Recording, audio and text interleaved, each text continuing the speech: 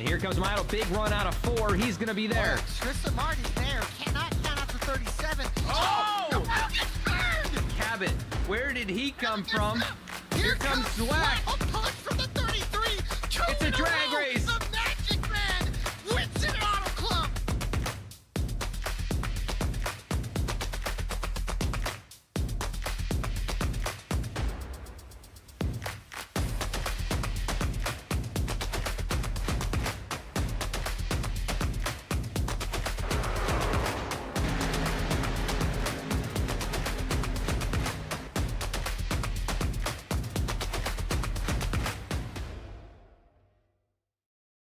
Been around for 32, almost 33 years.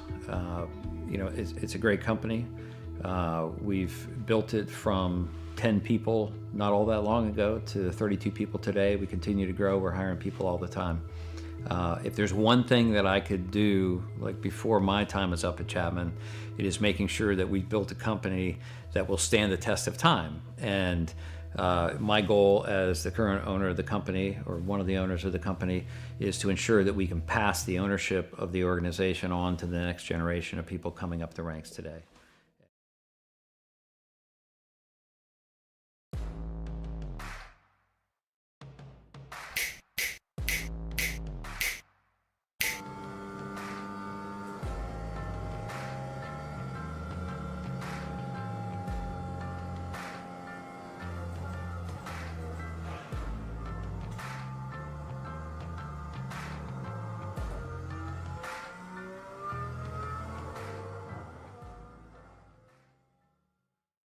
One area of our business where we impact the local communities pretty heavily is the school systems. So we work for school systems all over the northern part of the state of New Jersey. We operate their water systems, their wastewater systems. We do a lot of their permitting and compliance work, and we ensure that the water that the kids drink is clean. We go out and do the sampling to ensure that it's not contaminated. And we also treat the wastewater that's being generated at a lot of these facilities as well before it gets discharged to the environment. So we are supporting the local community through supporting the boards of education and the local school systems. All About Bugs Tennessee Pest and Termite Control is all about family too. Our family-owned business has successfully been in operation in Sevierville and surrounding areas for almost a decade. Especially during these times, a pest-free home is necessary for a sustainable, disease-free home or business. Our services include residential, rental, commercial, hotel, motel, cabins, you name it. Free quotes and inspections for new customers, and most of our services are contract-free. Our All About Bugs Tennessee family is devoted to delivering the best possible pest control service with a friendly smile. Contact us at 865-453-5574 today. If it's bugging you, you should be bugging us.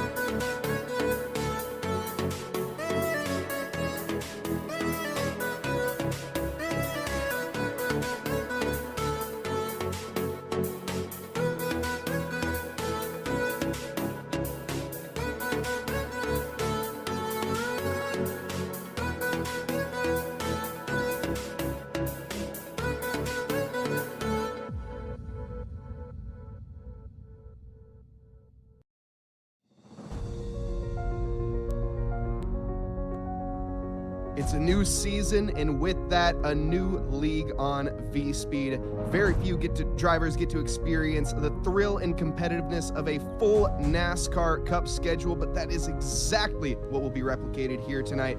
Live from the virtual Coliseum Raceways here in Southern California, it's the Chapman Environmental Services Cup Series presented by Racing Revolutions. Welcome to V-Speed. I'm your host, Mike Noss, and joined alongside me tonight in the booth of Working Productions is V-Speed's very own Morgan Cook. Tonight, we have our first of the season, first race tonight, the Land and Sea SNB Clash at the Coliseums. And just like the NASCAR race this previous Saturday, drivers will be competing for prizes rather than points. For the format tonight, we have 3 heats over 14 drivers, 20 laps with each heat. Caution laps will not be counted towards the total laps. After our 3 heats, we will have at least 2 chances for the qualifiers, 15 laps each with 14 drivers all summoned to the main feature. For 75 laps, 14 drivers that advance from the 3 heats and 2 qualifiers, with the battle is out in the Southern California. The main prize up for grabs tonight, the Land and Sea SNB 2024 Clash Trophy. But before you decide how to win here tonight, first we're going to have to take a look at the layout of the land here of the Coliseum. A very unique track design, very tight, twisty. It's a quarter-mile track with very, very short banking. 4 corners total here, and we're going to see some bumping and banging, no doubt. As we get ready here to head down to the session very soon, this track I really am personally looking forward to. How about you tonight here, Morgan? Yeah, this place is a lot of fun. A little quarter-mile racetrack, and you're going to be running into people all night long. Obviously, built inside the LA Coliseum. It's a beautiful venue, made special for race fans these past 3 or 4 years, and we'll see what they can put on for us tonight. Absolutely. We also have some driver cams here tonight, which we're going to be taking a look at from time to time. Tay McDonald, Matt Robinson, Jeremy Burns, Tyler Harrison, Trevor Earhart, Nick Alves, Michael Bennett, Taylor Keith, and Grant Turner, all participating in those driver cams. So big thank you to them for putting out their lovely faces for us to see. It's going to be really fun. Looking forward to a long championship here tonight, as we're going to be getting ready here to get into it very soon. Cars getting ready to grid, can see the entirety of the track there in a very, very short picture. And I definitely expect a little bit of contact here tonight. For all you keeping track at home, you can see the race layout, or the event layout, on your screen right now. Got 3 heats, max of 14 cars in each for 15 laps apiece. 2 LCQs, last chance qualifiers. Again, max 14 cars, those will go for 20 laps apiece. Your main feature is going to be 75 laps with the top 14 cars throughout qualifying and the heats and LCQs and all that. Caution laps do not count in any of these sessions. The iRacing fixed set here, because why would you want to make a setup for this place? And they do not have any fast repairs tonight. That was an error on our part. Anyway, we're going to grid up here now. Pace car will be out. It's a very, very short pace lap here tonight. Safety car peeling in pretty much in no time. Stands Jeremy Burns up at the front, Robert next to him. Number 9 car looking strong here to maybe take a victory tonight. Obviously, anyone can take it here, as it is a chaos in this track, and I think you of all people know that, Morgan. Yeah, short track racing always proves to be exciting. There's always some sort of tempers flaring, people beating, banging off each other, and you're just going to have to be smart, patient, and calm tonight if you're going to make it to the finish here. Absolutely, patience is key. Tough to overtake here, as for anyone that watched, of course, last time, but the pace car peeling in as we get ready to go green here at V-Speed.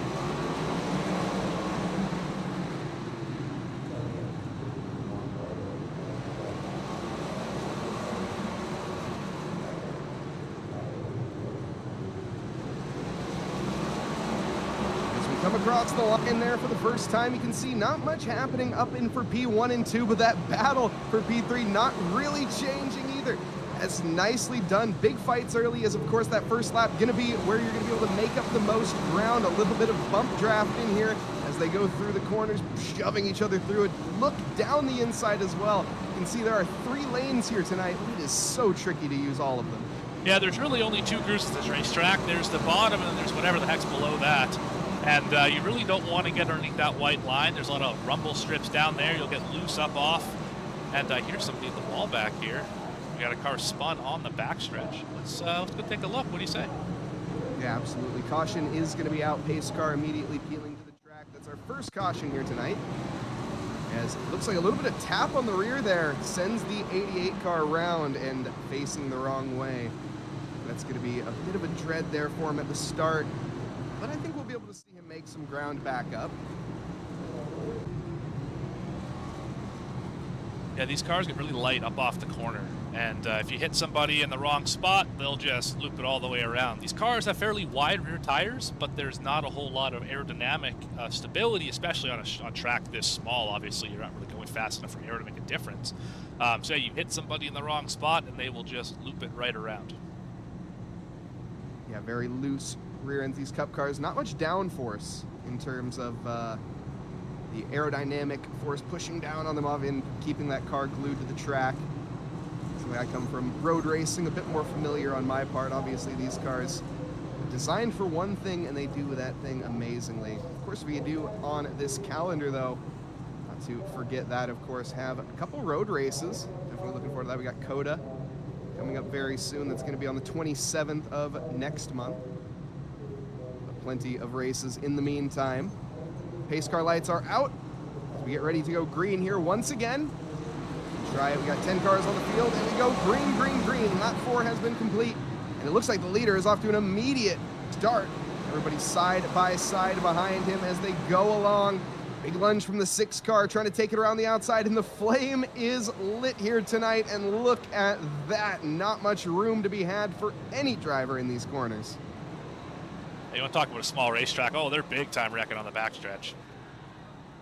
And that is a big one. We definitely are going to have to go back and see a replay of that. Pace car is immediately back out. 2 laps have been complete. We've done a half mile.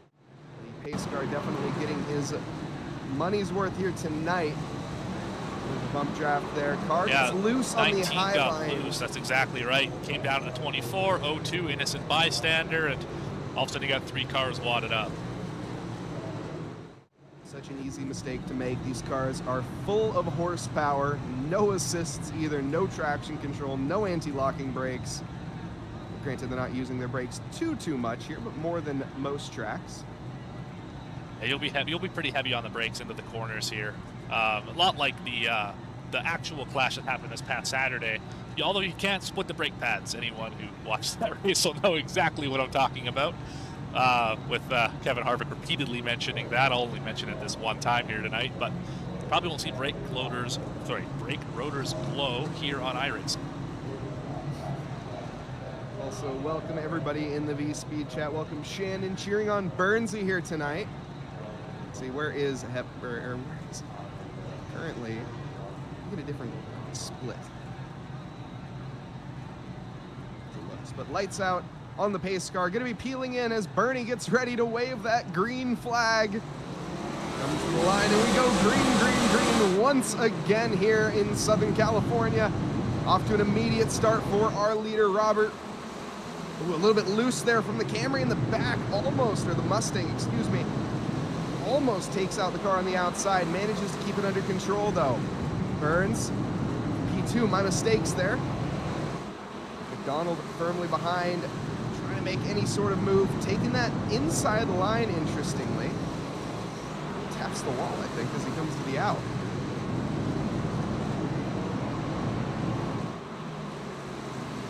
Go down the straight there, side by side, a lunge down the inside from, I think that's Tay, trying to make up some ground here and shoving his way through the corner. The number 9 trying to keep it onto the outside, carry the speed.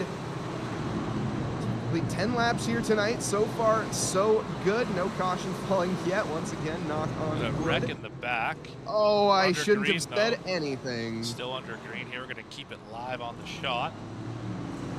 This leader is going to put Mr. Likens a lap down. Excellent battle for second place. Likens going to get in the middle of this as well.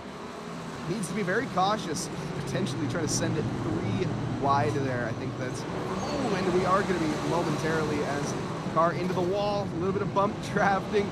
Oh, and that's going to really unsettle the number 2 or the 0-2 to the outside, a little deep through the corner. Allows the 19 back through as well. A little bump and run from the attempt here from the 19, but not going to work. 0-2 gets to drive away a little bit.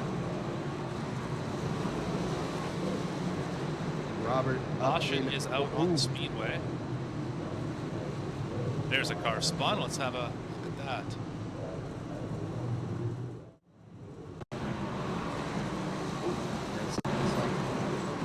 Already, cars approaching the scene of the crime here. I think everyone did manage to negotiate it fairly well. 1 car involved in that caution at the end of the world. What I would love to see here, we have Jeremy Burns.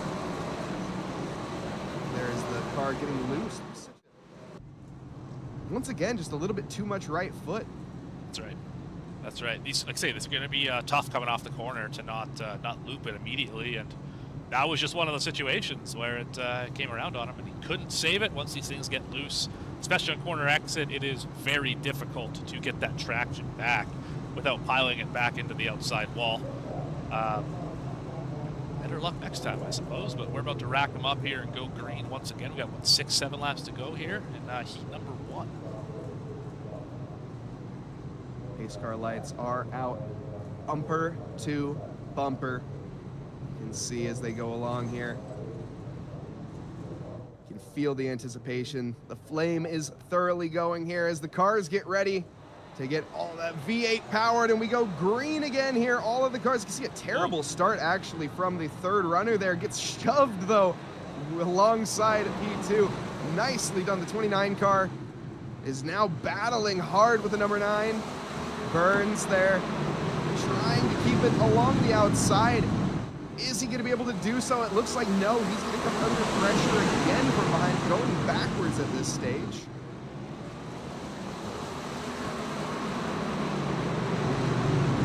Donald, though, happy as could be taking that position. You can see the paint rubbing on the side of the car as we go through here.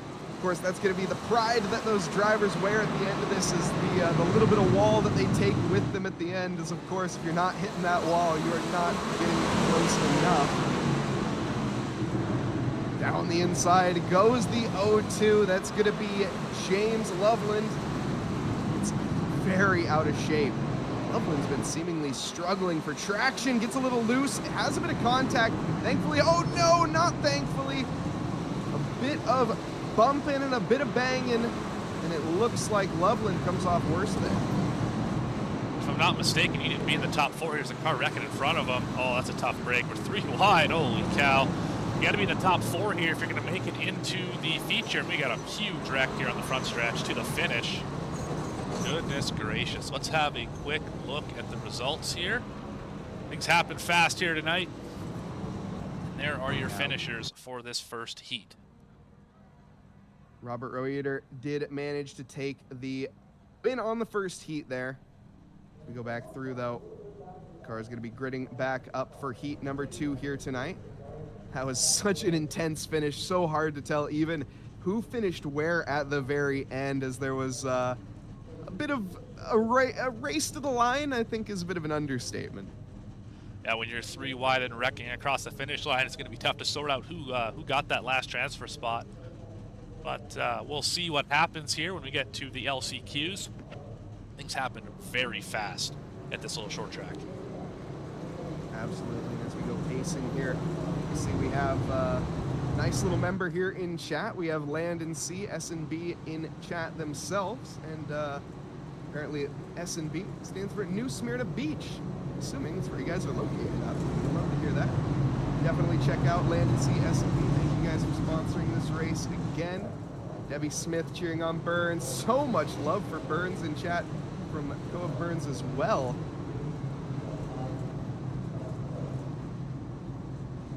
Can he deliver here in the second stint? Or these are different tracks, excuse me.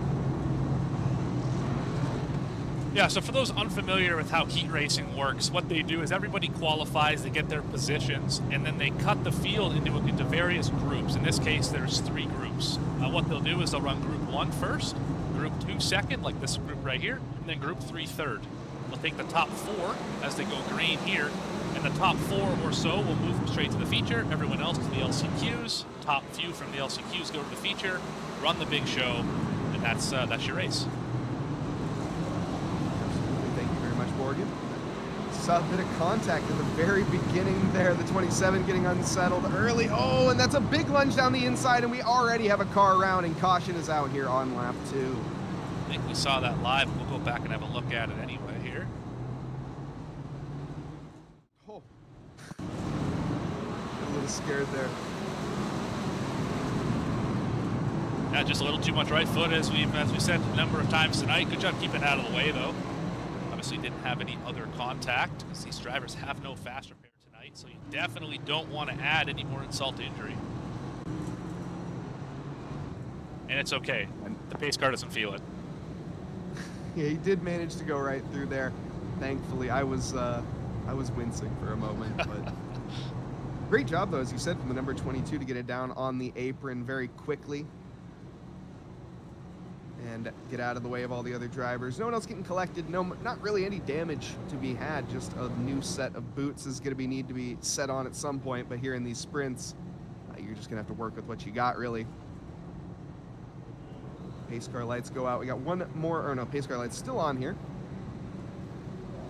Bernie going to be ever so tired as he holds that yellow flag for the extended period of time.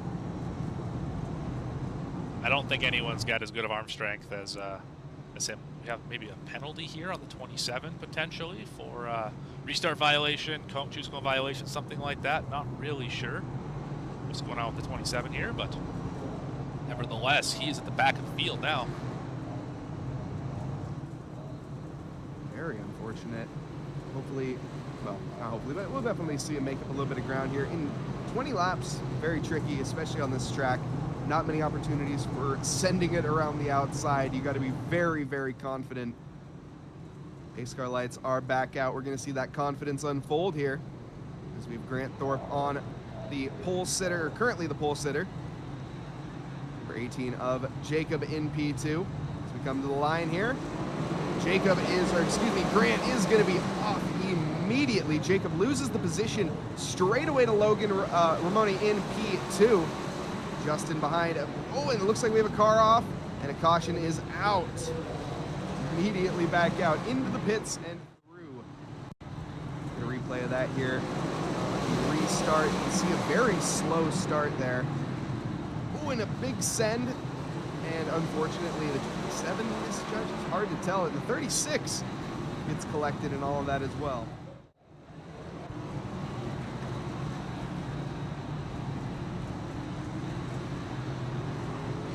Yeah, so the reason why you see that inside car get such a massive launch off the corner is because he gets to choose where he goes in the restart zone. So he can put the throttle down. There isn't enough time for that outside car, the 3 in this case, to react. And it looks like the 3's having a snooze up on the restart. And it's not his fault. That's just the nature of these choose cone style double foul restarts. We'll continue to see that all night, all the races. That's just how this track plays out. And first car to stick the bottom in turn 1 is usually going to make it out the other side. Pace car lights back out again. Let's hope we can have a few laps here under green flag. Such a tight track, though. Let's get ready, though. Once again, go green. Pace car peels in. Cars around the final corner here. Coming to the line, and we go green once again. The 77 is off immediately. The 18 also gets a solid start, sending it down the inside again of Jacob. These two trading the great starts. Side by side for the 11 and the 26. 3 wide there as well in the back. Looks like the car very deep. Continue on though. Nice send. Seems the 18 there. A little bit caught out here. That was, no, excuse me, that was the 15. That is a back marker. So hard to tell, these tracks so tight. And, oh, and there's a car around the 11. Gets tagged. Gets rounded though back, but there is going to be a pace car still. Yeah, we saw that one unfold. We'll leave it live the way that it is. But yeah, that was just a little half spin there, nothing crazy, little casual contact, and all of a sudden he's pointed back the right direction. Some pretty heavy nose damage in this 22 though. See that from the back of the 3. Let's have a little bit of a let's do a gearbox cam if I can find it. There it is. Oh yeah, you can see him. There he is. There's a good shot at that 22's nose. It's pushed up pretty good, but aero not a factor here. As long as it steers, you will be just fine. So not quite how the aerodynamicists drew it up there in the wind tunnel, but as you said, you make do with what you got. And as long as you got 4 wheels still on there and they're all facing the right direction, heck, as long as 3 of them are, you're good. And we go around the final corner again to resume here on lap 6. And again, Thorpe with those starts is very solid. Gets tagged into the back though by Ramoni.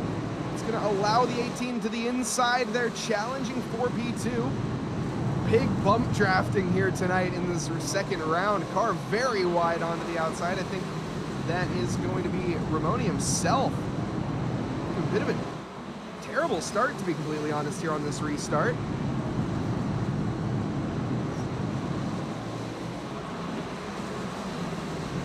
Back through, bumping and banging all the way, every corner it seems. Tags the wall onto the outside. Ramoni under pressure now from the 27 of Orlando. Remember, they're fighting for that last transfer spot, and the 27 Orlando, he restarted this race last 2 restarts ago. He's up to 4th place here, so this might be a hot run we have to watch out for tonight. Caution Out back. on Speedway. Did not see where that was. There's a car in the middle here. Let's see if that has something to do with it. No, that's not it. Not exactly sure what happened here. Pace car is just eager to be out there tonight. I don't see anything. I'm not sure. Maybe a little phantom caution here.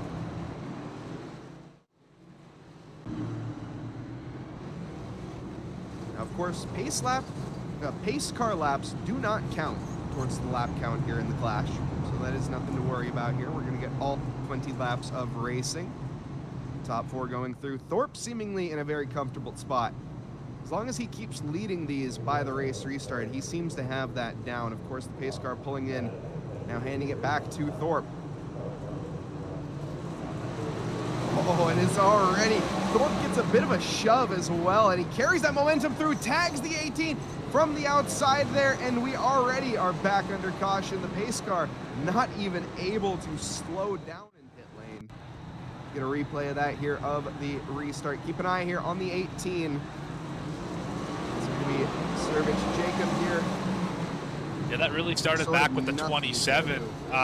Just didn't get on the brakes enough. Drove into the 3, who then got into the 18, and we all know how it turned out after that. Jacob was fighting for a slot there in that top 4. Well, he's fairly solid in the top 4, but that puts him back all the way pretty much down. Let's see wherever he ends up, but down at the bottom of the grid at the very least. Very close too. Pushes a couple people up though. The 27 now getting a shot here. Kevin Orlando Jr. So have Justice Murphy moving up into the top 4. Grant Thorpe again. He got a bit of a boost on that last restart. That was the 27 car, but who was behind him at the time. A little eager. Maybe misreading the situation. I think if you're the 22 here on the outside, you just go as soon as you get off of turn 4 and hope you don't beat him to the line, because he is taking everybody's lunch money, as they say, on these restarts. That 77 is, and we're going to find out here right away.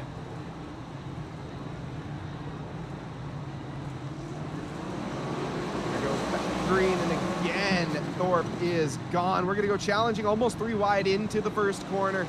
Bit of contact, 23 shoved wide, or 22, excuse me, of Gilbert. Whoa, big send from the 3 cars. Nobody willing to yield, and that, ladies and gentlemen, is the big one. Well, we are still under green here, so we'll keep it on the leaders. That was just 3 cars, and nobody wanted to play chicken. They ended up driving through the car in front of them, and they all 3 of them got some pretty hefty damage out of that. 27 cars going on from the back up to the front, though. absolutely incredible as we see cars pulling into the pits here. We get a safety car for somebody throwing their glove out onto the track, and we don't get a safety car for 4 cars involved in a pile. Is there still a car here parked into turn 3? No, he has disappeared. His top 3 are going at it. As we have it to the line, Thorpe comes across for P1, Orlando in P2, Gilbert in 3rd, and Romani in 4th. They're going to be the top 4 advancing on here tonight. Everybody else will be a bit dismayed, a bit of contact at the end. There are some not terribly pleased drivers out here, and we're only through heat number 2. Yeah, this is going to be quite the show, everybody. Soak it in, ladies and gentlemen. There's your grid. There's your results, I should say. Thorpe, Orlando, Gilbert, Romani. Murphy not able to slide in, unfortunately. Diaz coming home in 6th. And everybody else with a little bit of disappointment there. Very unfortunate for those, especially the likes there. Of course, we saw the 11 get tagged early on. A few other cars getting followed. In fact, Romani got tagged early on and managed to still make it back in. But that is, of course, the past. And we move on here to Heat 3. Your head spinning yet? A little bit, yes, but that's all right. Yeah, things happen here very, very quickly.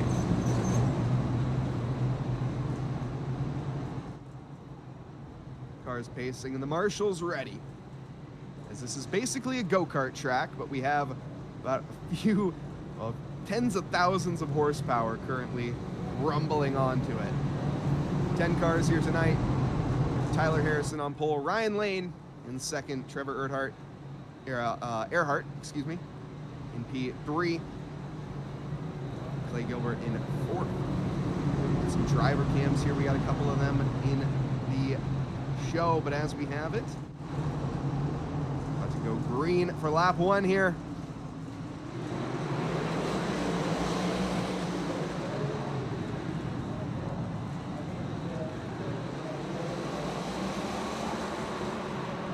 And there's already contact. The leader is sent around, unfortunately. It looks like that is going to be a caution underway. We're going to catch a replay of that. As we come around the first corner here, looking fairly okay, but on exit, a bit of rubbing now, heading into the next corner, the 45. Tries to go for that side draft and has a little bit too much of a contact there. It's rounded. It's hard to tell if that was intentional or if that was just a misjudgment. That angle wasn't the greatest, and we don't have a ton of time to go back and show you another one.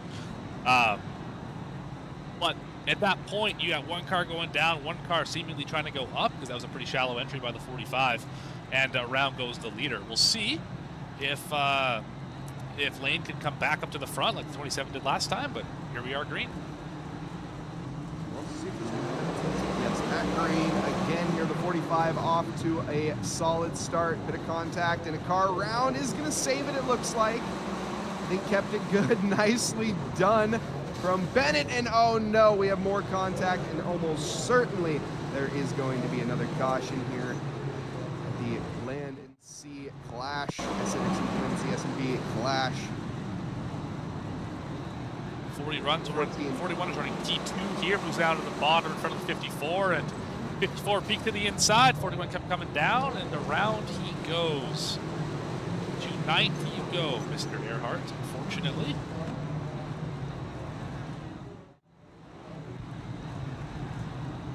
Terry Earhart in chat, I'm assuming, on to cheer the fellow Earhart. Love to see, pace car lights are out actually, or no, they're still on, hard to tell here. But love to get some driver's cam here of someone that we have. And we have a few in this current race. Tyler Harrison, our current leader, is going green here. Again, the pace car lights were out, my apologies.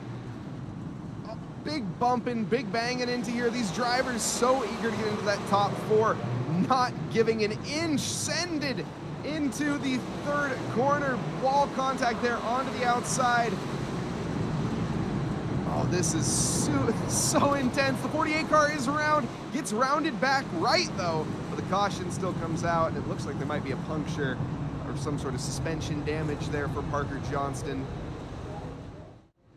Up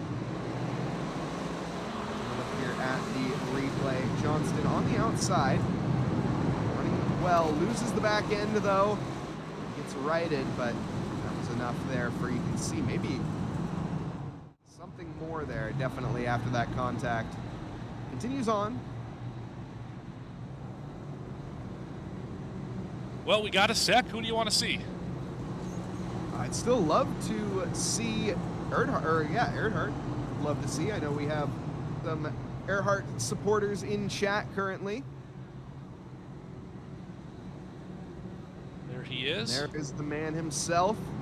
You can see it chatting a little bit. Looking very relaxed, actually. Well, he won't be here in a second because now they're going green again. As there's some big shoving. No cars willing to give an inch here again, and we have cars into the wall, and there it looks like is going to be another. We're still under green. I was going to say there's going to be another pace car, but we still are under green here. Sends it 3 wide, a very optimistic move from the 11. You see a little smile there. It happens. 41.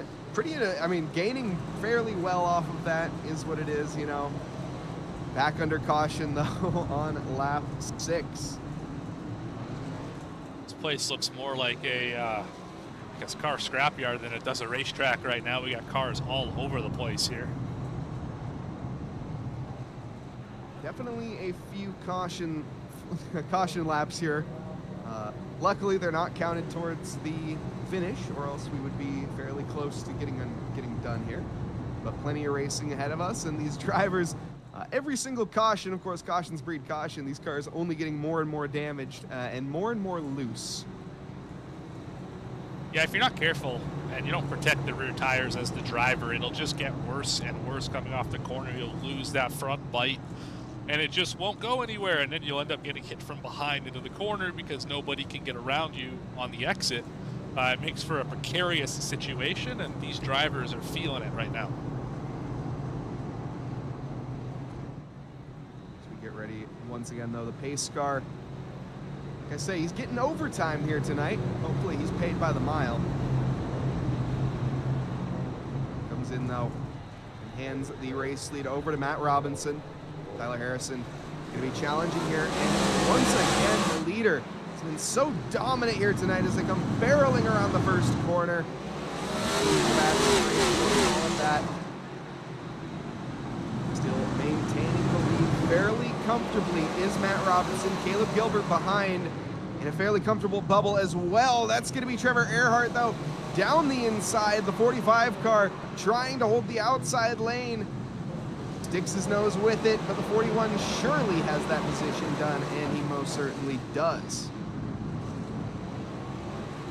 So viewers at home might be asking yourself, well, if the top 4 make it into the feature, why are they racing so hard for spots 1 through 3? And the answer is, the higher up you finish in your heat, the better you start in the feature.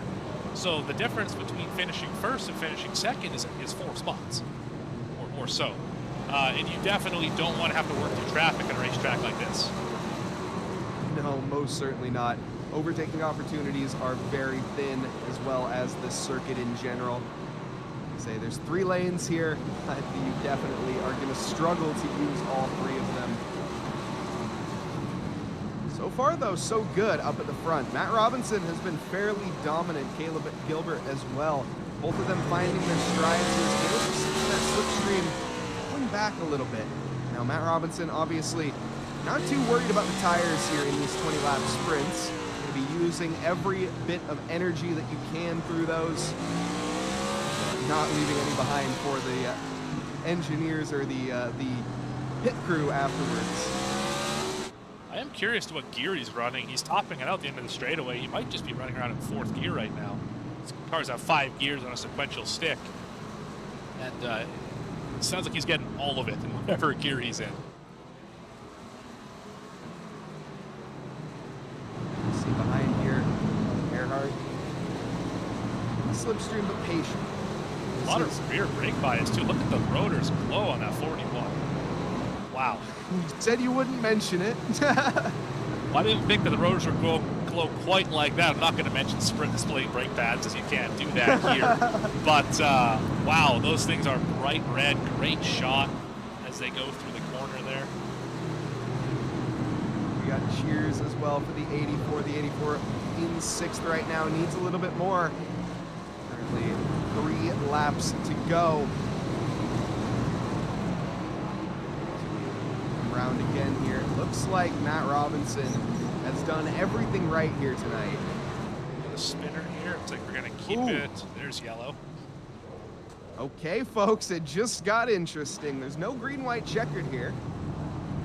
We're just going to be going to the end. Here's the replay of what happened.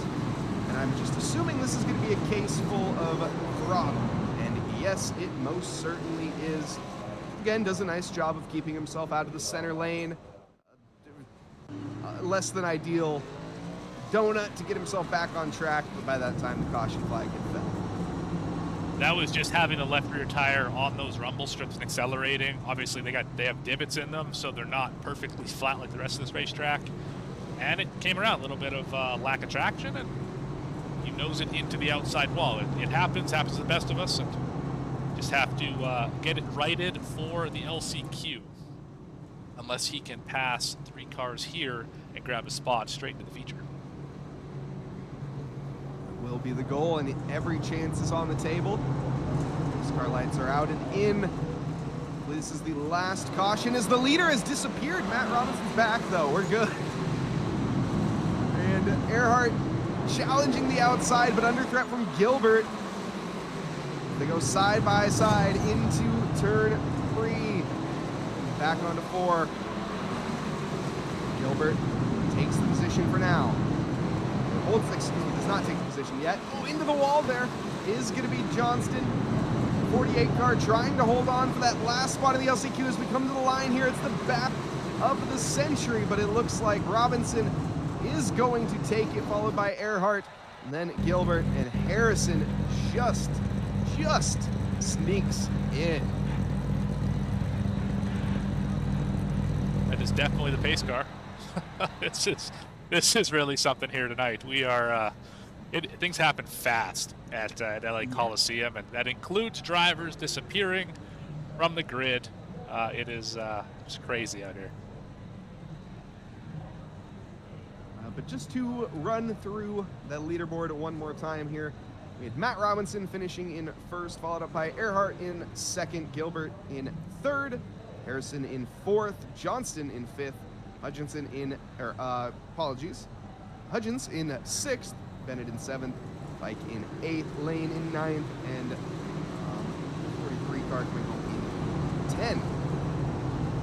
This is going to be the first of the LCQs here tonight. 2 LCQs for the Land and Sea SNB Clash. So this is the one they would call the C main. I'm not sure how familiar you are with your dirt track racing knowledge, Mike, but how this normally works is you do your heats like we did. We just finished all 3 of them. Every driver who has not yet qualified will run in this C main. The top, I think it's 3 in this race, could be 4 somewhere in there. We'll watch that bubble though. They make it to the feature. They re-rack them again for the B main, and that is all the drivers still who have not qualified. They get another chance to get in. The top 3, 4, however many it is, get to the feature. They run the feature. Makes sense. Pace car is in. Get ready here. Once again, 9 car goes green.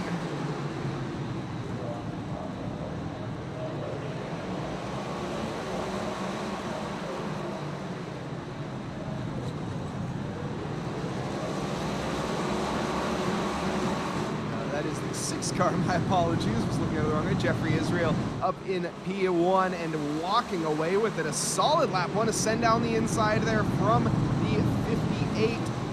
68 of Grant Turret. And there's big contact and big shoving, and there's caution out here on lap 3. See a replay of this. No car really giving any room here. Let's see, look down the inside. Back here, the Hot Wheels car a little unsettled there. The 26 though Wasn't sure there was contact, but regardless, happened extremely quickly here on these narrow roadways. Yeah, it looks like the 26 just lost it on his own off the top. That's offline. There's no grip up there. It happens. And then trying to avoid that Hot Wheels car moved and got a little squeeze another car into the fence and turned off the nose. It's this place is so tight and the racing line goes from outside to inside so quickly that you have to know exactly where your competitors are. You'll be driving off noses, cutting people off, whatever have you, and you're probably going to go for a ride if somebody makes contact with your rear bumper. We don't see that this time around as we have another try here. Gives the flag. Back green. Israel off to an amazing start. Side by side between Bennett and Johnston.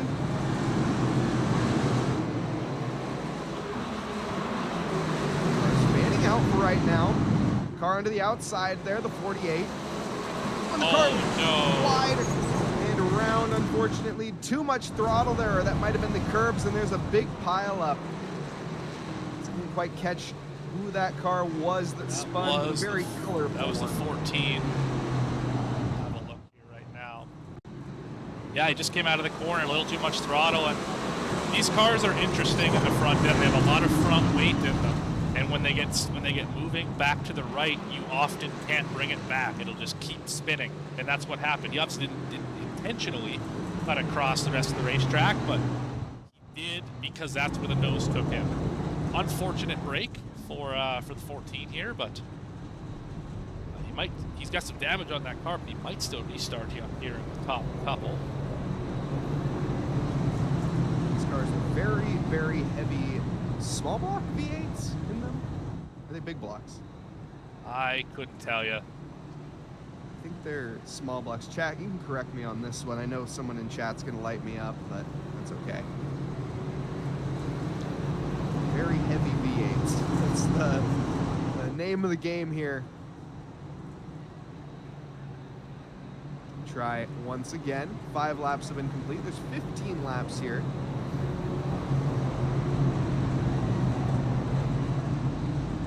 Top 3 or 4 advancing in.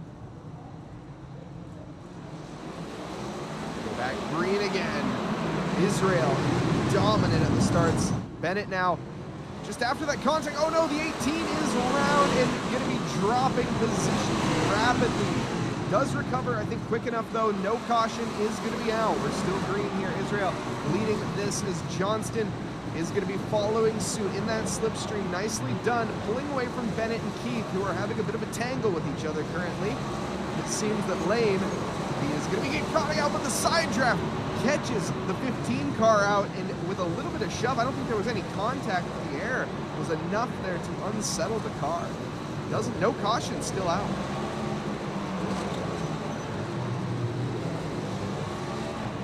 Oh, caution now out. I don't see the reason for it.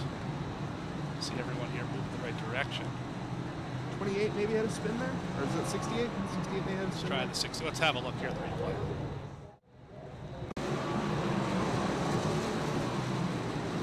I saw a little contact with the wall here. Let's see. Nope, just comes under caution and slows down. Not quite it. So far, Jeffrey Israel Jr., dominance is the name of the game for the 6 car. Also, Parker Johnston has been a bit of a slow card here, at least in terms of who we've been mentioning. As we go back green here, Johnston with a solid start, challenging immediately with a bit of contact on the rear bumper. That's going to give him a terrible run, but the 14 is off again. The front end not gripping up there tonight for Bennett.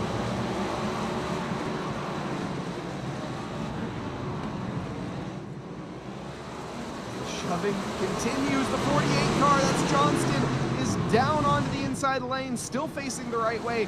Has a tap with the wall. That's going to affect the aerodynamics. Whoa, the car there. That's also the 48. I'm not sure who that is. Getting a little bit loose. See the 15 there with a bit of front end damage. Definitely not what the engineers had in mind. The Camry also getting a bit squirrely. there's a car around, that is going to be the caution out. Surely Lane finds himself facing the wrong way. We are under green still. Okay. Race marshals are There's bolder the than me. caution. There is the caution. I imagine that's for this 44 car, who is now parked it.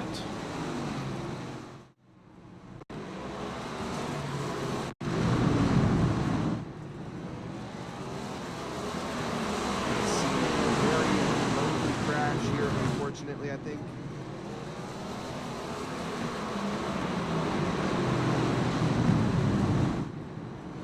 Already down onto that paint on the inside apron, and the car not willing to comply. That looks like that's going to be the end of the day, unfortunately, for Ryan Lane.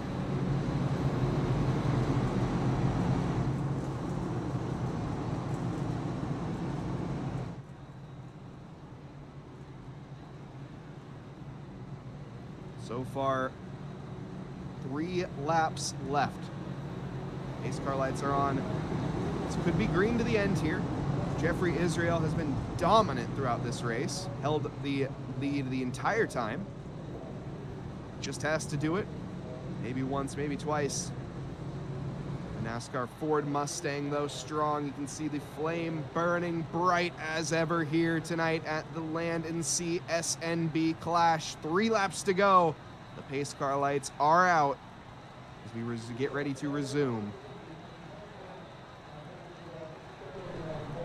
Pulling in the marshal, ready to wave the flag. More pace lap One here. more pace lap. Love the hype. We love the hype.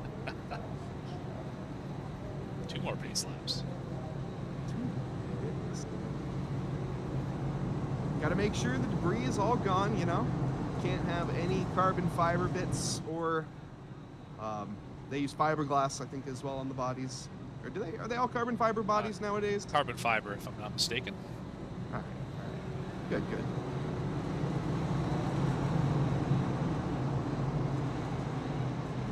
As the Ford Mustang has probably led the most laps here tonight, and I'm not talking about the Mustang of Jeffrey Israel. I'm talking about our pace car runner here tonight. I think throughout every single one of these races, he's going to definitely be our most dominant driver here, but of course, still 1 more lap to go. Very patient from the race marshals. Thank you once again, everybody, for joining us. Do hit that like and subscribe button if you are watching over here on V-Speed, as it is free on YouTube. Both of those don't cost you anything, and it really helps us out.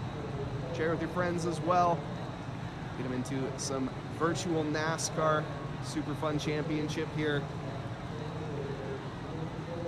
We'll be here at the same time almost every week until mid-November.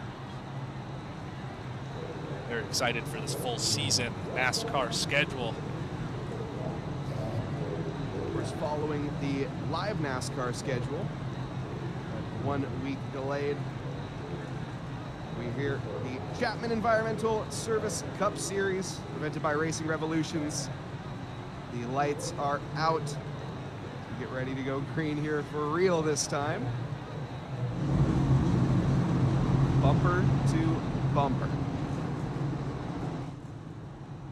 And we are gonna go green, green, green once again. Trevor Keith is gonna be delaying that one quite a bit, interestingly enough.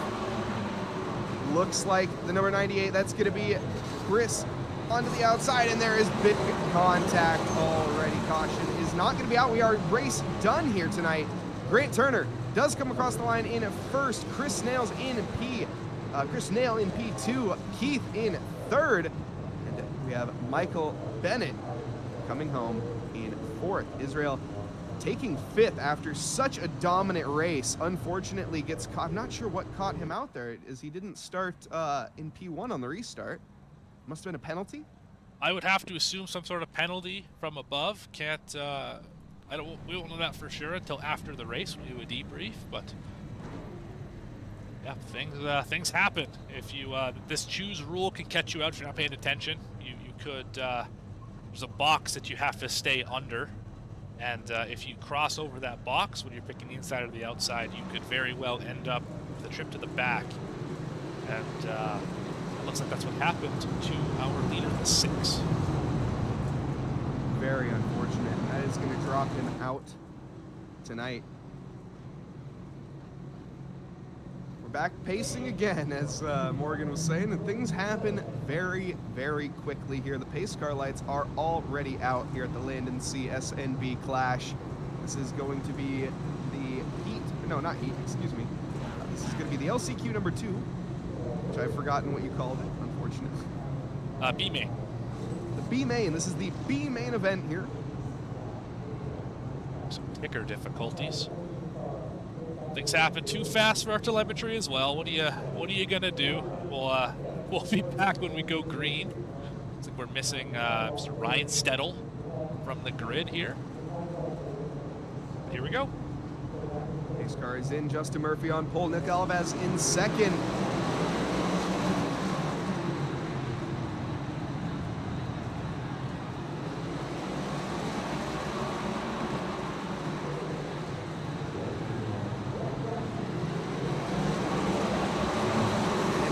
Is a huge lap one. Nick Alves is going to be our race leader until we see John Fike go for the lead here in the number 10. We saw, of course, that car of Justice Murphy going slow. I can only assume that was a penalty that was given, as that didn't look, it looked intentional. Oh, car round there. That's going to be Lancaster, unfortunately, is spun around. Chad Lancaster immediately into the pits. We'll be hopefully rejoining. Catch a replay of that. Looks like this was a self-inflicted error. Oh, already the car getting loose on exit. Potentially a setup issue here tonight. Lancaster just not able to get that car to grip up. Turns around the wrong way.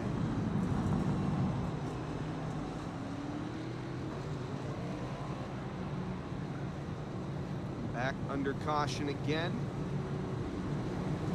Now I forget. Is the flag man here in iRacing? His name was Barney. Not Barney. Is Bernie? Barney. Barney. I called him Bernie earlier. My apologies. Sorry, Barney.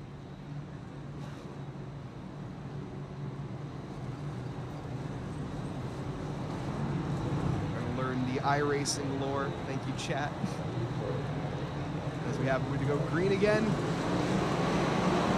John Pike immediately under pressure from the 24 of Alves. Alves taking that high line very comfortably as well. That is the best restart from second place we've seen all night. He's still in top with the leader. Although he's going to have a little freight train there on the bottom with the 84 keeping him up the racetrack. But great run off the corner. Devin Hudgens trying to contest this one as well. He's trying to get involved here for a potential P2, maybe even a race win or a stage win, excuse me. Oh, some contact there. You see, I think that was the Link going off slightly. Lynx. Oh, and there's going to be more contact from a Lynx, and I think he is fully around, or that might be Loveland. Oh no, and that might have been a retaliation, I'm not sure, or that could have been an accident. Let's go back and take a look. There is contact. Now into the next corner. Down the inside, tapped around, and definitely wasn't for retaliation, just collected in the, well, maybe. That's, you hate to see it.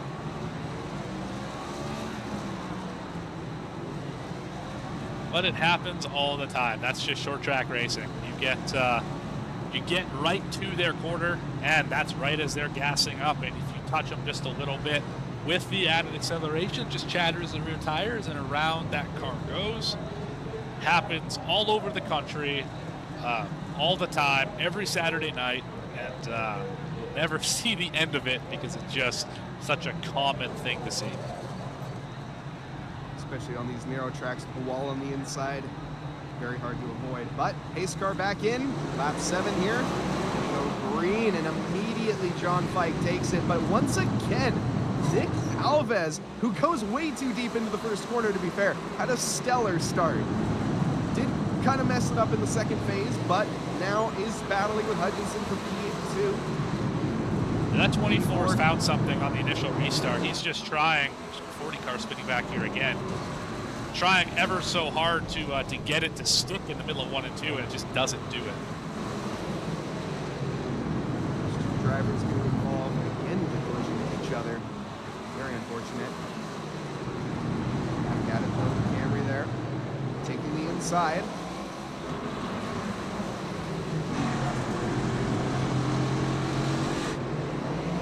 Let's see how close they get there to that wall, using it for every little bit of arrow. Turns in early from the 24, and there is contact with the 84 of Hudgens, and he is going to be fuming after that. But to be fair, Devin, not much he could have done. We're still green though as we continue on here. Nick Alves down into 4th position. There's more contact up That's in the the leader. front, and that is going to allow Christoph Berger to take the lead of this race with 3 to go as we fall under caution. Definitely need to catch a replay of this. This is our lead pack here, P1 and 2. The leader gets a little loose ish, but it almost looked like more of an error there from the number 2, James Loveland. Hard to tell though. Second spin. Very interesting. If I had to guess on that one, it was the 10 drove it a little too deep, and the 02 didn't realize how deep he went when the 10 tried to cross over, stuck his nose in there, and obviously they went around, and then they are running into each other back here. The 10 is mad at the 2. Let's get a shot of this. These two have not been thrilled. Oh, these two. Got some drivers that are really not thrilled with each other tonight. Seemingly that emotion. Probably find a shot of that. I think the 10 drove through the field, and they go into the back of the 2. Not sure what happened there. Some unhappy drivers, that's for sure. Understandably so. That is kind of not what you want to see in any form of racing, for that matter. Regardless, pace car lights are out and is going to be peeling in this lap. The Camaro, Christopher Berger, takes P1 here and goes green. And again, Alves has stellar start, overcooks it though into the first corner, which is going to give him a fairly good run though onto the exit. It's just enough to hold P2. See a bit of shoving from behind as they go through those tight left-handers. And you can see those drivers wearing the mark here tonight of Southern California. There's contact in the front. Berger is off after it. Alves takes the stage win. Hutchinson takes P2. Berger does manage to sneak home 3rd. Loveland in 4th. And Fike takes home 5th. What a chaotic and quick finish there. Hudgens almost gets shunted out of a position there, but he does manage to hold on.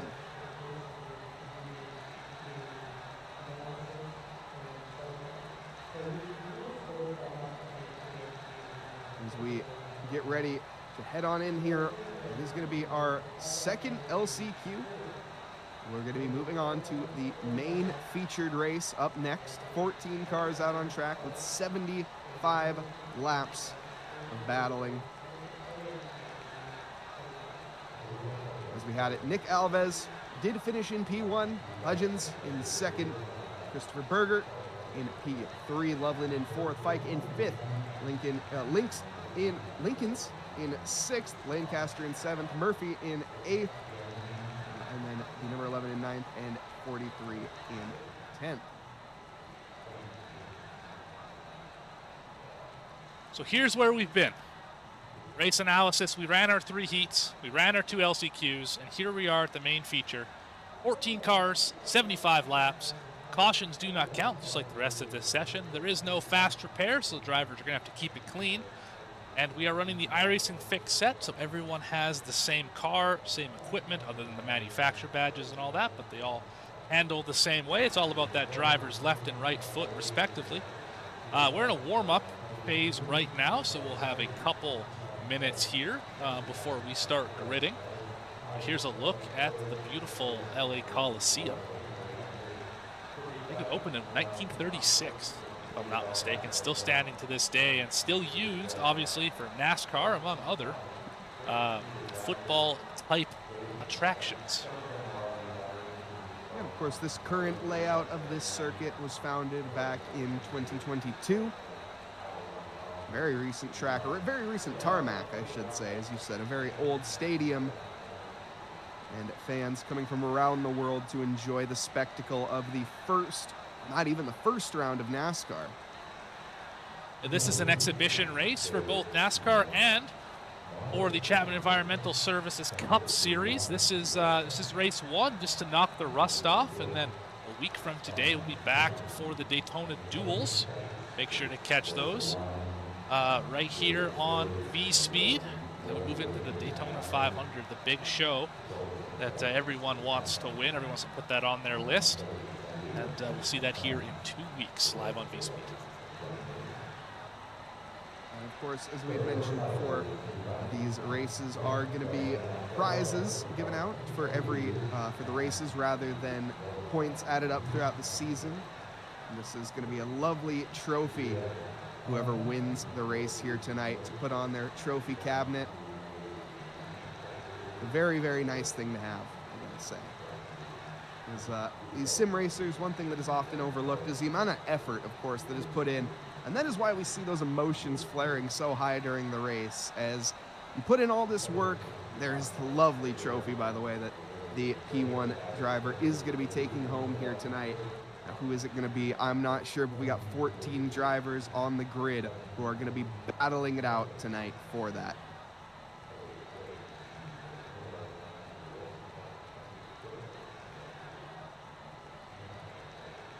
So far, I gotta say, we have a little bit of some foreshadowing. We've seen a couple caution flags here tonight.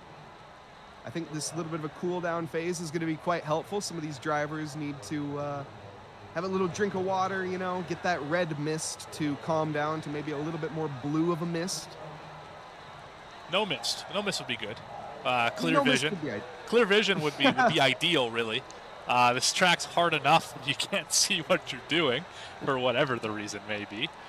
And yeah, let's hope that we see some good green flag racing here. This track really looks like a conveyor belt from this angle when the cars are moving around it, and you can tell who's fast, who's not fast, based on the gap in front of and behind the cars. And it's an interesting place to watch a race. And I am looking forward to this feature event here in a couple minutes. A very, very short track, of course, as well. I'm pretty sure I've driven go-kart tracks that are longer than this one. And, I'd love to take a go-kart around this track as well. That would be a true experience, but we are going to be getting ready to get underway here very, very soon. The drivers eager as ever, I would imagine, of course, to get back in their racing cockpits, their offices, might you say. As, of course, I mentioned, it is quite the amount of effort that these drivers put into the race. Once again, thank you again to the Chapman Environmental Services Cup Series, brought to you by Racing Revolutions, for putting on this event here at V-Speed. The graphic was massive, that's my mistake, but good news is we have cars on the racetrack. Let's see if we have a grid that works. Oh, it does not work. We're going to turn that off. Sorry, everyone. Got excited there for a minute. Gotta love live TV, everyone. The gridding is underway. The car is getting ready.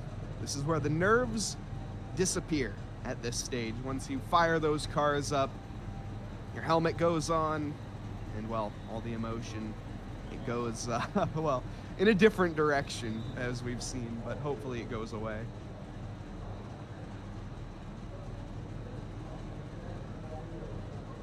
Calm before the storm. 75 laps as well. It's going to blow by here, because these are only quarter-mile laps.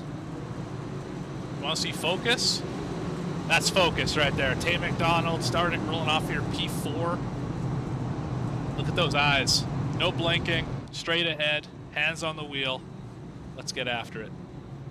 You can see the focus in the beard there of Tay McDonald. Elite beard game. Fine mustache to boot, is to be said. You know it's fill time. When? Hey, hey, what are you talking about? That is not, that is priority information right there. All right, what do you expect here? I'm expecting a yellow flag early on. It's a matter of where and how many. We will see, though, as we have it. Robert Roder, apologies on the mispronunciation. I have a message on pronouncing, but we are about to fly green here once again.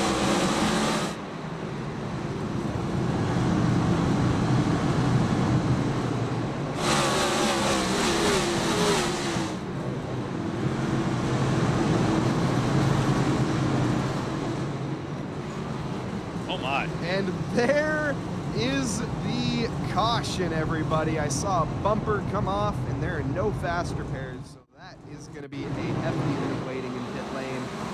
You can see the bump drafting through and throughout that field.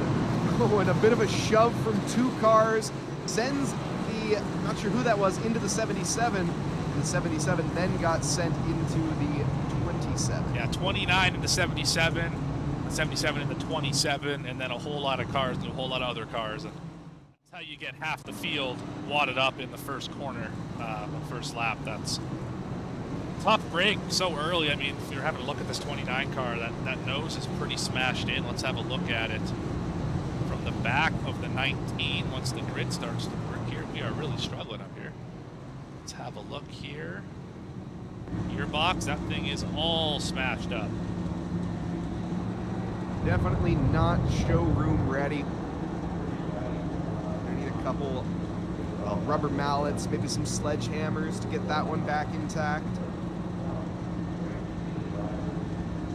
Quite a bit of work ahead of them for tonight. Hear him drive over the rumble strips there. As we're doubling up.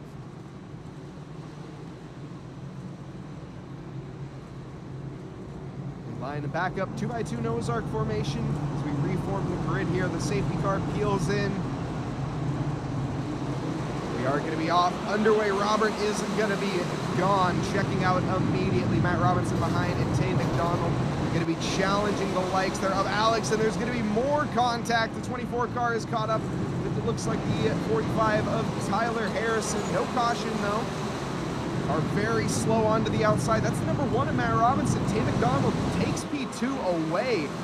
We resume side-by-side Grant Thorpe and Earhart there. Oh, the 1 car gets very loose. Robinson's struggling. He started very high up in the grid. It seems like something is wrong here tonight. He gets some contact there, pushed through the corner.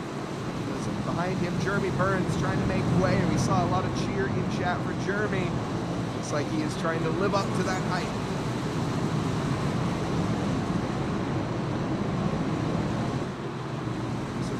Lovely livery as well. The Chapman Environmental Services livery there. That's not to take the focus off the lead of this race, or not lead of this, excuse me, that's going to be for P4. Orlando there battling with Thorpe. The leader, though, off to a good start. In 77, we can see going for the defense now, under pressure from the outside, and that outside lane looks good here in the main event. I'm impressed with this 27 car. He's the only car I've seen who's really been able to make the outside work at all. He's done a couple restarts in his, I think it was his heat, and then he's been running well in this feature. He's still hanging with the 77. He's a little bit of ground now, but there goes the 77. But the 27 is going to take over. That's the, oh, and there he goes. Spoke too soon. Everyone's spinning.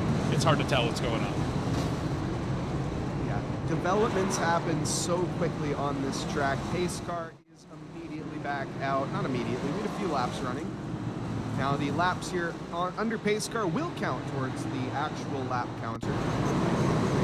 There's the contact we saw from the number 9 car, it looked like. Jeremy Burns, unfortunately. I think there might be a word from the stewards on that one.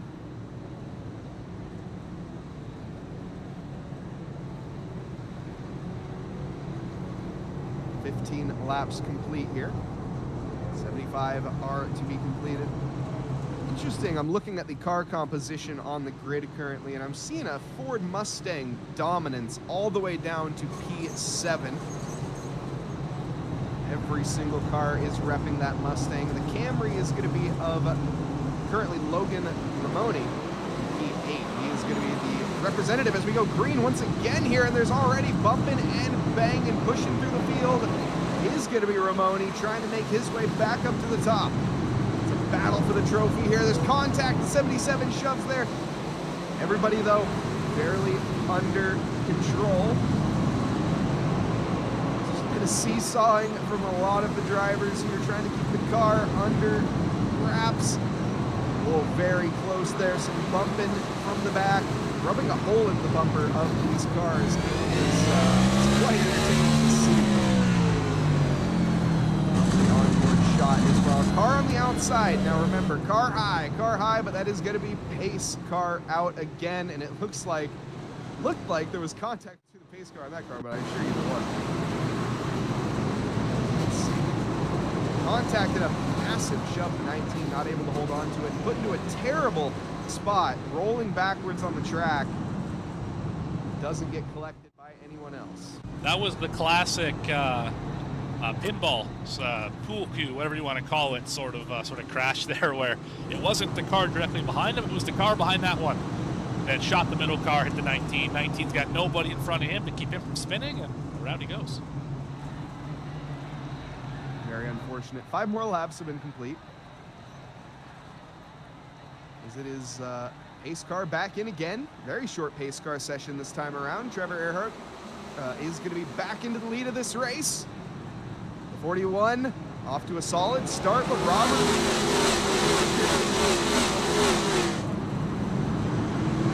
That slipstream car to the outside. That's Matt Robinson.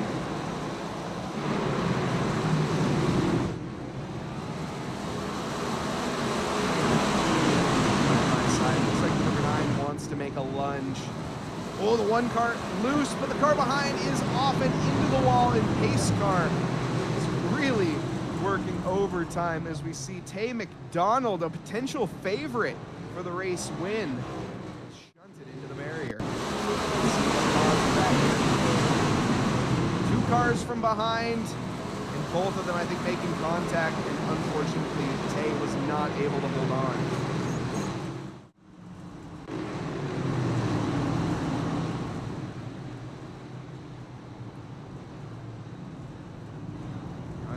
This race restart. Now we have a few more. I'd love to see, as we have Roeder. No, Roeder's not one of our drivers. Has a cam, but Robinson. Yeah, Matt Robinson. I'd love to pull up a cam here on the restart of Matt Robinson. See here what it's like battling up the front. Focus that's required. And there's the man. Red Sox jersey is on. Gets ready to go green again here. You can see after an immediate start, dialed in as ever. Run here onto the inside of the 53. Not able to make anything happen though. Needs to keep an eye on the outside. Car high, that's number 9, bumping and banging. Ooh, a big squeeze into the wall. Number 1, 3 wide into the banking. There's contact, and the 1 is around Matt Robinson. Unfortunately, you can see his reaction there on screen. The disappointment immediately as he felt that contact and was not able to save it. Is that a commentator curse, you think? Yes. Yes. Without a question. Well, that one is, Matt can 100% blame me on that one, and I apologize, Matt. Sorry, Matt. Yeah, that was the definition of a commentator curse. I cannot deny that.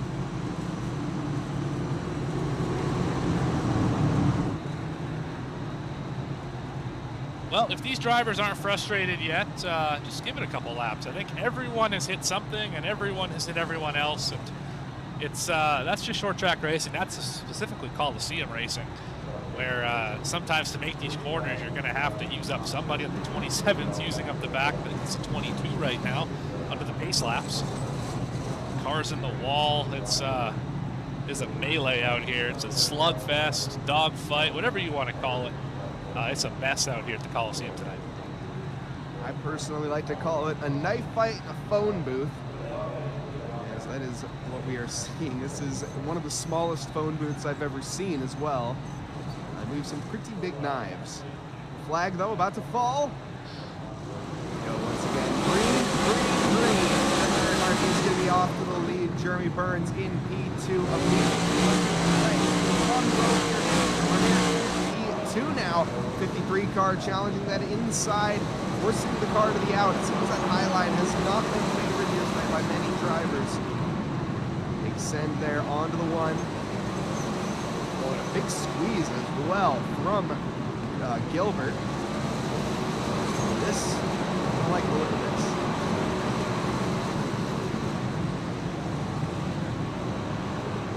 Very eager back here. This is a terrifying prospect. I smell something cooking right now, and I'm not sure what it is.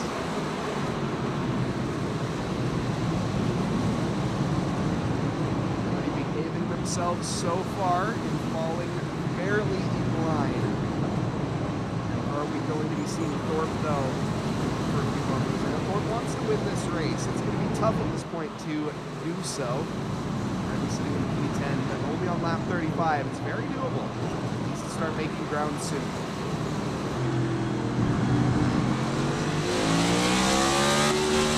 On cam here as we ride alongside our leader. Three of Burns. And you can hear just how high he's revving the engine off the corner here. I don't think he's able to get full throttle. If he is, it's just for a split second. He's hard on the brakes.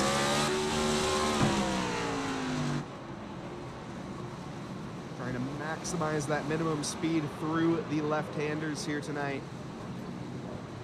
A lot of rear into the brake blatant. lines. Trying to unsettle Rodier. And also, we have some side-by-side action, the 19 and the 21. Oh, but there is a big contact indeed. We saw the 1 car and the 24 car facing each other there for a moment. Let's see what has caused this. You can see some bump drafting there already. Oh, and the 1 car actually just gets loose all on their own. Yeah, so what you have to do in these cars when you get loose like that, there's 2 ways you can save it. There's the risky way of trying to drive out of it with the steering wheel, and then there's the much safer way, but much slower way of just quickly stabbing the brake pedal. It straightens the car right out based on how the braking system works, and you can usually get it pointed in the right direction. The problem is, you do it in the wrong spot like the 1 just did, and you're going to end up getting hit from behind by the 27 and spin you both around. So that's all that was, a little bit free out of, I think that was turn 2, touch the brake pedal, and then smash from behind, and around he goes.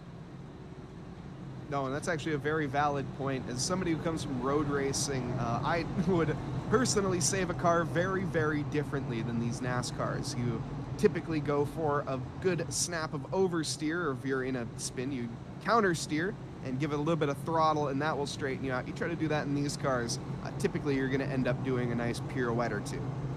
Yeah, I find in these cup cars, I don't do the brake stab trick. I find what I do is I just go to about half throttle and just hold it at the same throttle and then steer out of it with the steering wheel, and usually can save it. There's a few times where it goes back to the right of the track like this or Richmond, but we're going green here again.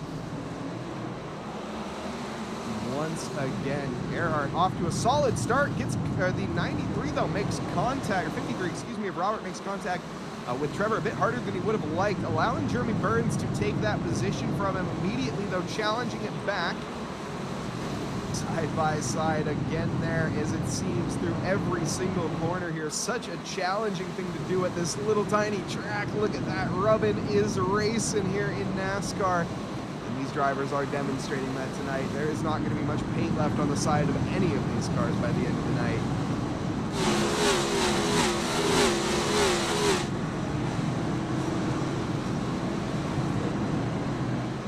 No driver wanting to yield there. The Hot Wheels car forced back. Ooh, shove there from the 45.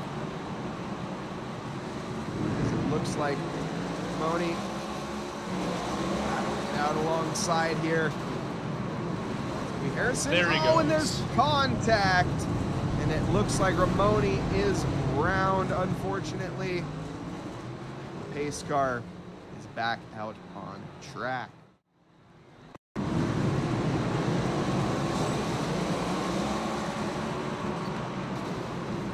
He just got turned by that 27. Not the first time we've seen that tonight.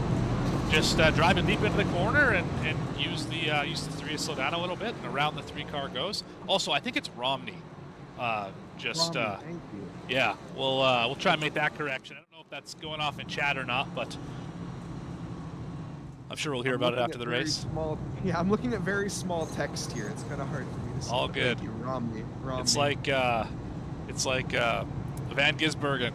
There's Jeff Burton trying to say Van Gisbergen. So we'll get it straightened out for next week. Yes, Shane Van Gisbergen, my favorite Australian driver. Just gonna trigger chat there real quick.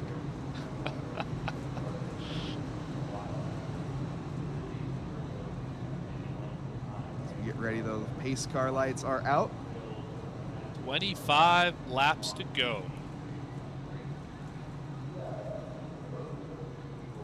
25 laps left here at the Land and Sea SNB Clash. Currently, Trevor Earhart has been leading for a good few laps. Robert Reuter in P2, trying to challenge it, and immediately again, Trevor is gone. Robert, though, gets a much better start, but still gets challenged down the inside from Jeremy Burns. Jeremy, though, needs to be very careful, as Travis behind is going to be spun around. Never mind, Travis no longer an issue there, and the pace lights are going to be back on, and the caution is out. Keep an eye here on the 15 car. 45 and the 15 doing a little bit of work. Mostly the 45, though. Yeah, 45 started it and was there in the middle, and then also finished it. One of the, you can't do much lifting in the middle of these corners. I mean, you're already way off the throttle. You're not accelerating, and you just can't get off of them. I've been there, and I've turned a number of cars that way. It just short track racing is difficult, and anyone who tells you otherwise is lying to you. Having any of these cars in general is very, very tricky. It's a foot full of throttle and not much grip. The cars go back green again, and Trevor dominant as ever. Jeremy again challenging the P2. He isn't able to make anything happen. It seems like the story of these race restarts. Everybody in the back, though, 2 by 2 by 2 by 2, and it looks like that's going to continue on here, and that typically only spells one thing. So far, though, the driver's keeping it clean. Looking here at Tate McDonald. He's trying to make his way by this pack, but we also have Grant Thorpe right behind Alves, or in front of Alves now. It goes to 54. Oh, and there's a car around. It goes. And pace lights are back on again. Instant replay here. Was there contact? Probably. Let's see. Nope, he just lost it on his own. Just too much throttle at a weird spot, got wheel in it at that point, and it just snaps around. Pressure building there, and unfortunately, there's only one person to blame there, and that is himself. The top 3 not changing, but we also have, and apologies on the mispronunciation here, but Bourbeau? I believe that is either Forget Bru or Forget Berube is my guess. Name looks French to me. Again, correct us after this. We're doing our best up here. Back green again, though, and Berube E5 working his way slowly up the grid. Definitely the driver to keep an eye on here. Top 3 again, fan out, 1, 2, 3 with no changes. Good run to the top by that 19. There now. Ooh. 53 also getting loose, but immediately gets it back under control and challenges it. We see there the top 4 in a very good spot currently. Everybody else trying to battle through, and the 45 gets tagged around and tagged right. It does continue on in the right direction, but drops multiple positions still. Almost got a that conveyor camera. belt here, just about. One, there we go. Now we're all single filed out throughout the field. Had a good battle for the top 3 spots here. So that just gives you some context on how truly small this track is, but also how fast these cars are actually traveling. Now we're only reaching speeds of upwards of 100 and maybe 40. 120 into the miles. corner. Yeah. 120 into the corner. Not terribly fast at all, considering these are purpose-built race cars. But they are still moving pretty good going into these corners. And then they got to come to about 60 miles an hour, and the route goes to 53. Oh, he hit the wall hard there. And still, we are under caution. Down to 0 miles an hour there for the 53, unfortunately. And you never want to have that in a cup race. You already see the car loose. I think every one of these cars has some pretty heavy damage. I don't know if he actually got touched there or not. That could have been a little net code, but either way, he's around into the wall, and that car doesn't look too badly damaged. But it's bad enough that he spun around and he gets it righted here, and Field stops behind him. But we're just going to go back live here and worry about that later. Bit of a concertina effect happening, but yeah, nothing really to write home about. The lead change has not happened yet. Jeremy has been patient. Or is he not quite there on the pace? It's one of the two. I think he has the pace. I think it's The lap patience. time. Yeah, I think it's being patience right now because you get a restart here, and if you're that leader, you're the target, and you don't want to be right now. You still got 7 laps to go. Bring the ticker back up on the screen. We got a car stopped on the back stretch. It's the 53. Pace car's back on. That not sure how the admins are going to like that. We'll figure that out. I'm not sure if you're aware of this, Mike, but if you cause a caution, air quotes, under a pace lap, such as stopping on the racetrack, you extend the caution. You get 1 more lap of pacing, and that's looked like what's happened here with the 53. I'm sure the admins will be all over that later. But lights are out on the pace car once again. Trevor has been clinical on his restarts. We haven't seen Jeremy really put the pressure on either. We can see him getting some heat into the tires now, weaving around a little bit. Maybe going to change his mind with 6 laps to go. He's running out of time, but of course that P1 is that where you want to be. Nice shove there from behind, and Trevor gets launched into the corner. And immediately, Jeremy falls under pressure again, but does manage to get that exit. Sends it back again. Now that's too deep through the corner. Is Berube going to be able to take position? We also have Ramoni behind. Look at that. These drivers are more than elbows out at this stage. This is brutal. Is a car spun out here? Where was that? There's the Hot Wheels car. Oh no. Let's have a look at what happened to him. Where to go? Are we gonna fall under green Oh, we light had caution? we had the 29 spin, 68 stopped, and caution came out. 29 with a very quick return to the garage as well. Yeah, I imagine he hit the cautions involved in the limit because he is parked on pit road, if I'm not mistaken. He has left the session, in fact. Bit of an alt F4. He's also left the driver cams as well, so early exit tonight for the 29 attainment dogs. Rough way for a race to go. Pace lights are out, their car is in. 41 takes the lead of this race once again. 3 laps to go. Looks like this is what Jeremy was waiting for. Sends it around the outside, keeps it with an amazing restart, but we're going to go back under caution assuredly. 2 cars get caught up in that. Nick Alves and Turner, I think. Yeah, just watch the 22 here and behind the 24 and just see if you can tell what happened here. And there he goes. Ooh, into 45 off the ground a little bit there.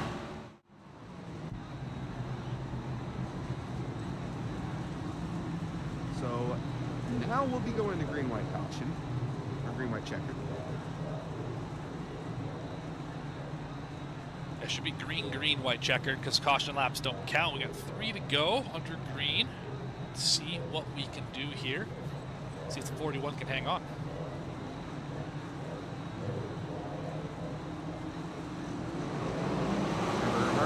Again, and that's the start he was looking for. We saw Jeremy pressuring him immediately off the start of the last one. And a great launch this time. Jeremy Burns, outside line, trying to be taken. He wants the trophy, but now he's being pressured from behind. There's contact, and that is huge. Trevor Earnhardt is round, and there are cars bumping and banging here on the final lap. We're going to continue green. Is there even going to be a car to finish to take this trophy home? Yes, there is. Grant Turner takes the victory after who knows what just happened. Tyler Harrison in P2, and Travis Gilbert comes home in third, and that is a bit of a summary of what we just saw. I think that's unfortunate. Well, let's do an onboard here. Let's do a nose cam from that 68, and let's just go back and watch what just happened here. We go back about 40 seconds, and let's just replay this here. So here he is. He's running like 15 right now. Just trying to make lap times. 1 car spins, 54 car spins, 58 car spins. Into the corner. They're still wrecking. 41's around, 9's around. And there goes the top 3, and there's your winner, the 68. If that doesn't make a YouTube short, I don't know what does. Oh my goodness. What a way to finish. They're still wrecking out here. This is bananas. That is it, folks. What a race finish. My goodness. Grant Turner takes it home. Tyler Harrison second, Travis Gilbert. We're going to take a quick little break, and when we resume, we are going to have some driver interviews, and I think we are all excited for that.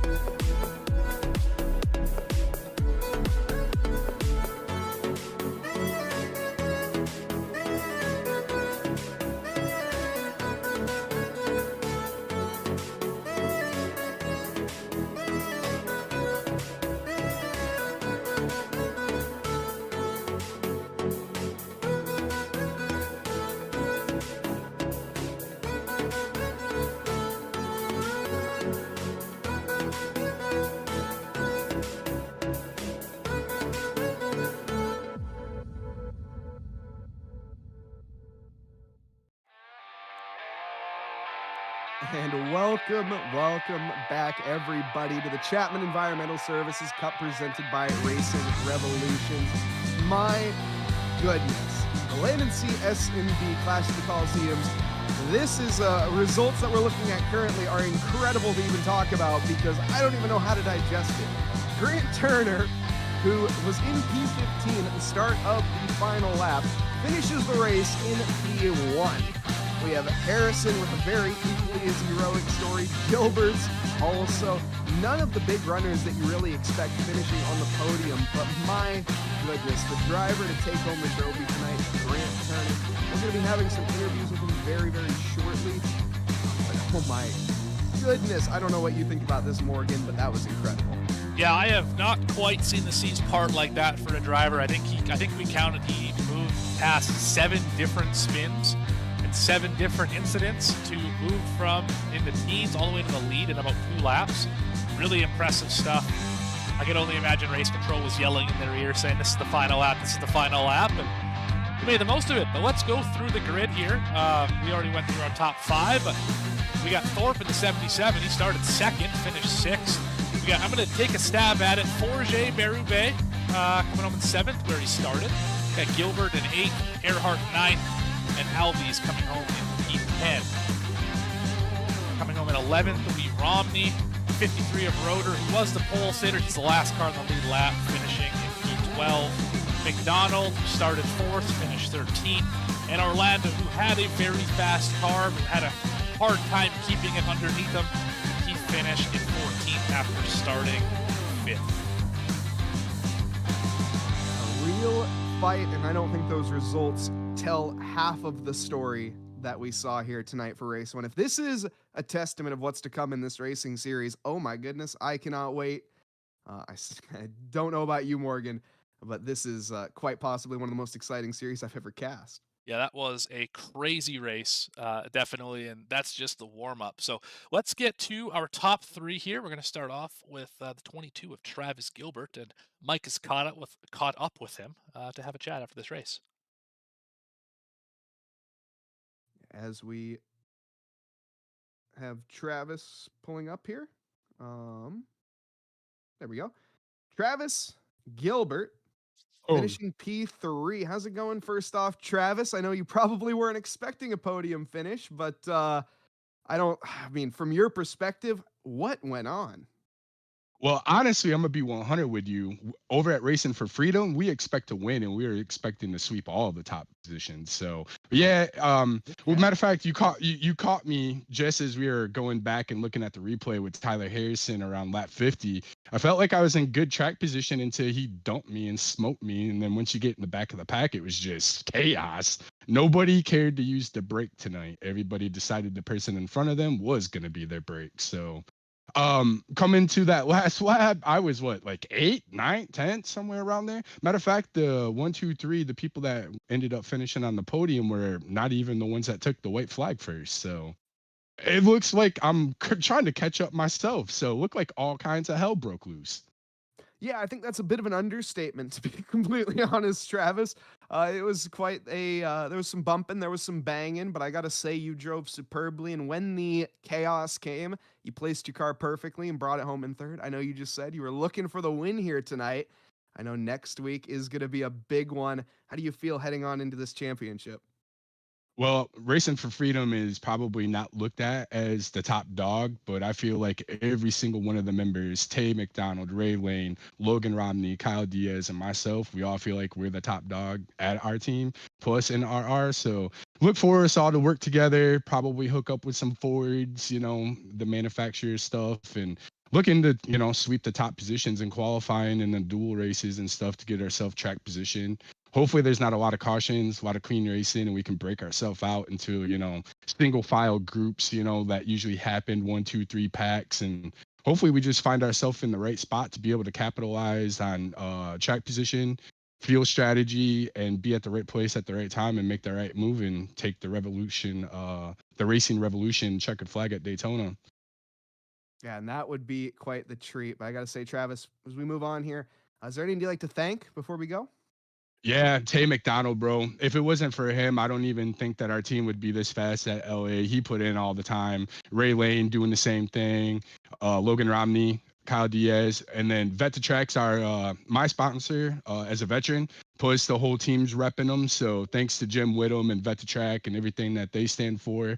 Go over and check out vettotrack.org. Go check their merch. Go support a veteran if that's what if you can, if you're able to buy some of the merch, and you can donate your time, you can volunteer. There's a schedule on there, there's forms. If you know somebody that's a veteran and they're struggling with PTSD and you think that this kind of environment, the camaraderie, the racing, it's their niche, it might help them get out of the funk of the PTSD environment, where it's isolation and not having to do with people and major depression and anxiety and all that. It will help them, focus on a goal, a task, a mission, get them back into that military mindset. So thank you to Vet to Track. Thank you to V Speed for coming over and joining Racing Revolution. My family and friends have already liked you guys' broadcast. So that's awesome. Appreciate you guys. Thanks to the admins at Racing Revolution, and looking forward to a great season at Racing Revolution. And we're looking to take home that top prize and be racing for the championship. So just letting you guys know who we are, and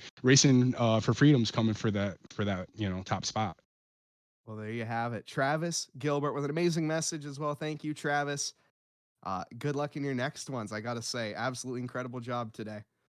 Appreciate you, man. Thank you so much. And now as we move on, up next is going to be our P2 finisher. And Tyler, I think you've had a chance to catch up with currently. Hey, Tyler, it's Morgan in the V-Speed booth. You got a copy? Yes, sir. What's going on?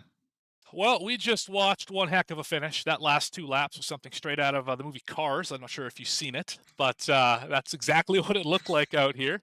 I have no idea, to be honest, where you were with 2 laps to go, because we were looking at the leaders, and then all of a sudden the leaders weren't the leaders, and you finished second. Walk us through that last 2 laps. What did you see, and how did we get here? No, so I mean, you hit the nail on the head with the Cars reference. I feel like I did all but actually jump over a car in order to get second place. Yeah, so you guys witnessed it. It was just beating and banging the entire time. I can tell you I was behind the 24 car, wherever that was at the time. Basically, let's say at least bare minimum 10th place. And it was just car spin, okay, duck low, car spin, okay, duck low. Car spins, comes down to the track. I thought I almost got T-boned for a second. And then I somehow looked at my ticker and I crossed the start finish line and I was second. So like, I'm cool with that. I'm not going to complain. The Mr. Detail Toyota Camry was beaten. I definitely had steering damage, and I somehow nursed it across the line in second after avoiding all that. So I will 100% take that. Yeah, we're just watching right here, you driving by the eventual 3rd place finisher, Travis Gilbert, down into turn 1, I think. They're all wrecking outside you, and you're just sailing it down right over the Geico logo underneath the white line. Great drive, obviously, to avoid all that. You were involved in quite a few incidents tonight, not saying they were all your fault by any stretch, but that car was beaten. It was mangled. I see the Toyota logo scratched off the back. The right front's killed. You couldn't turn it. What did you need to do different here to either keep track position or just avoid some of these incidents? I mean, it's I don't know. I really don't know if I could have done anything different, because especially at the end, I almost feel like I've had the best position being back there, to be honest. So it really just kind of worked out. The only thing I needed to have happen really was the 68 get spun somehow in that, and we'd be talking before we talk with Grant there. So yeah, I mean, it would have been cool to keep it a little bit cleaner. Definitely not trying to intent wreck anybody, right? Like that's not the nature of the game. We saw in my the first heat race when I was going up against the one car, like we raced clean, but it's just all about the people around you also having that mutual respect. But that also comes just with this track. I mean, it's just literally the only way to really make a move on somebody is either be patient for 5 laps and wait till they make a mistake, or just move them, right? So just right place, right time for everything, and it worked out. Definitely wasn't trying to ruffle anybody's feathers by any means, but it just all worked out like that and got second. Awesome. Well, it was a fun to watch you drive out there for sure. You made it exciting. Who do you have to thank or shout out for this race tonight? Yeah, so shout out to primary sponsor, Mr. Detail, Ceramic Pro Cleveland, Evans Studios, Cars and Wings, Recharge Rally. Shout out to my girlfriend who's always supportive with me doing this and understanding that I'm not going to talk to her for about 2 to 3 hours, especially on Wednesdays since we got this league started back up. And then shout out to everybody at Racing Revolution for always putting on this amazing show. I'm really excited for Daytona because that's it was exciting tonight, but we're really going to showcase at Daytona, the type of talent that we have in this field. It's really, really competitive. And then, of course, shout out to you guys who are coming on board this season. I'm really stoked to have you guys as broadcasters. You guys did an awesome job with our QSR league.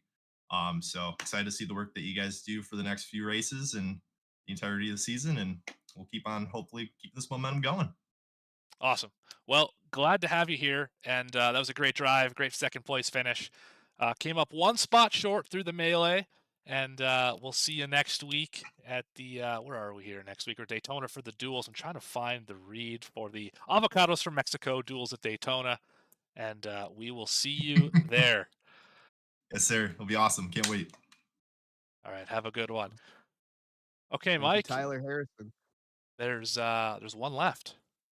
Yes, there is. And I think this is the one that everyone really wants to talk to. It is the number 68 driver, Grant Turner, from P15 to P1 on 1/4 of a mile. Grant, how does it feel? I only have one question. How am I here? How am I here? I got lucky with the LCQ, and I got lucky being able to avoid everyone to win the race. Well, not only did you win the race, you're going to be taking home a nice trophy here tonight. Of course, the Chapman Environmental Cup Series trophy presented by Racing Revolution. So definitely a nice one to add to your shelf. And especially with this one, it's going to be a memorable one for sure. It sure is. It's going to be looking nice sitting behind me when I do my live streams. You love it. Absolutely love it, man. Grant, I got to say, it is a chaotic race. I mean, we obviously saw from the beginning, caution after caution. You managed to get through, I think, with a bit of contact. I don't think there was a single car on the grid here tonight that didn't have a brushing with some form or another. But what happened on that last lap? Can you walk us through your perspective? Well, first off, coming through turn 4 to take the white flag, saw Travis Gilbert and I think it was the 53 up against the wall, so I had to cut down to avoid them. And then it was more just getting around everyone else that was either spinning down low or up high. And I almost looped it out of turn 4 in just pure amazement and excitement. That would have been a way to finish, but my goodness, I got to say, you're going to be thinking about this one probably for the rest of the night, Grant. But before we move on, is there anyone that you would like to thank? I want to thank all of the sponsors of the league that help us make this possible. You guys at V-Speed for putting on a fantastic broadcast. I do want to also thank Thrustmaster for their amazing equipment. Splash and Go Graphics for currently working on a paint scheme for me. But this Hot Wheels paint scheme, this Hot Wheels Chevy did an amazing job. And finish off with thanking GamerSubs for giving me the energy to do these races. Yeah, absolutely incredible. Grant Turner, P1 here of the first race of this season, or half, I guess, the sprint race of the season. Congratulations and good luck, of course, next week in the Daytona Avocados from Mexico qualifier. Hey, before you go, Grant, little pop quiz for you. All right. How many laps did you lead tonight? The most important one. That's right, just the last one. Once again, incredible drive. And thanks for being up here. Yeah, thank you. Loved every minute of it. Thank you very much to Grant Turner, the number 68, taking home the trophy. Congratulations, Grant. But big thank you to everyone as well. You guys can join us next week on February 14th for the Avocados from Mexico duels at Daytona, the qualifier event for our main season here at Racing Revolutions. That'll be happening at 8:30 next Wednesday. And if you're still looking for more oval action, check out here at V-Speed as well. We run plenty of other broadcasts. We have our Overtaking iRacing Cup League as well.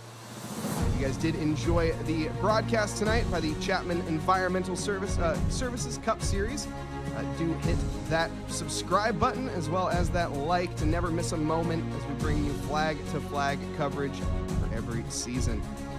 But from everyone here at V-Speed, we have Morgan Cooper behind the scenes. A big thank you to our other producers, Eddie Smith and Bradley Cooper, as well as Adam Baker for this. And I am Mike Noss. Thank you all for watching. I hope you all have a lovely evening, afternoon, or morning wherever you are in this fine world. Thank you, and good night.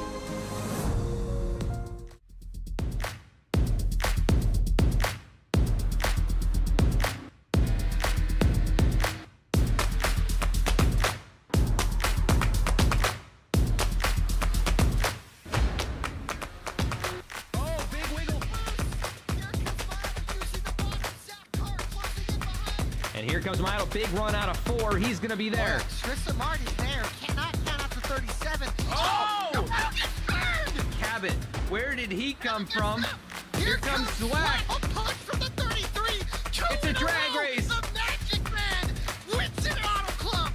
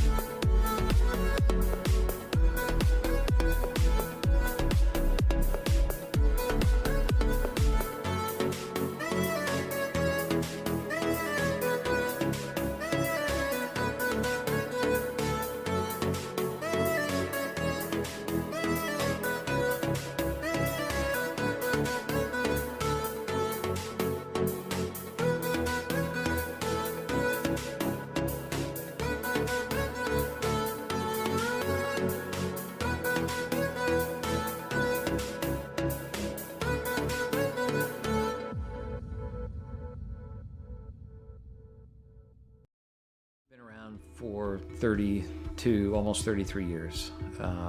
You know, it's a great company. We've built it from 10 people not all that long ago to 32 people today. We continue to grow. We're hiring people all the time. If there's one thing that I could do, like before my time is up at Chapman, it is making sure that we built a company that will stand the test of time. And my goal as the current owner of the company, or one of the owners of the company, is to ensure that we can pass the ownership of the organization on to the next generation of people coming up the ranks today.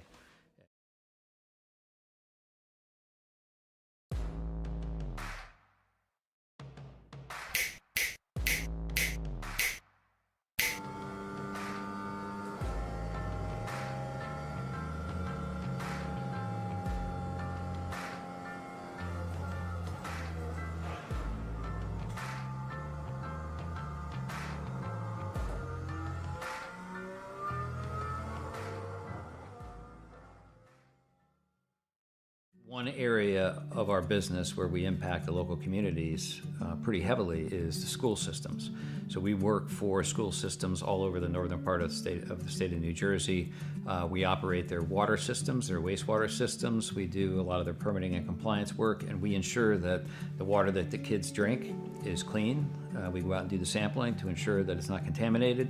And we also treat the wastewater that's being generated at a lot of these facilities as well before it gets discharged to the environment. So we are supporting the local community through supporting the boards of education and the local school systems. All About Bugs Tennessee Pest and Termite Control is all about family too. Our family-owned business has successfully been in operation in Sevierville and surrounding areas for almost a decade. Especially during these times, a pest-free home is necessary for a sustainable, disease-free home or business. Our services include residential, rental, commercial, hotel, motel, cabins, you name it. Free quotes and inspections for new customers, and most of our services are contract-free. Our All About Bugs Tennessee family is devoted to delivering the best possible pest control service with a friendly smile. Contact us at 865-453-5574 today. If it's bugging you, you should be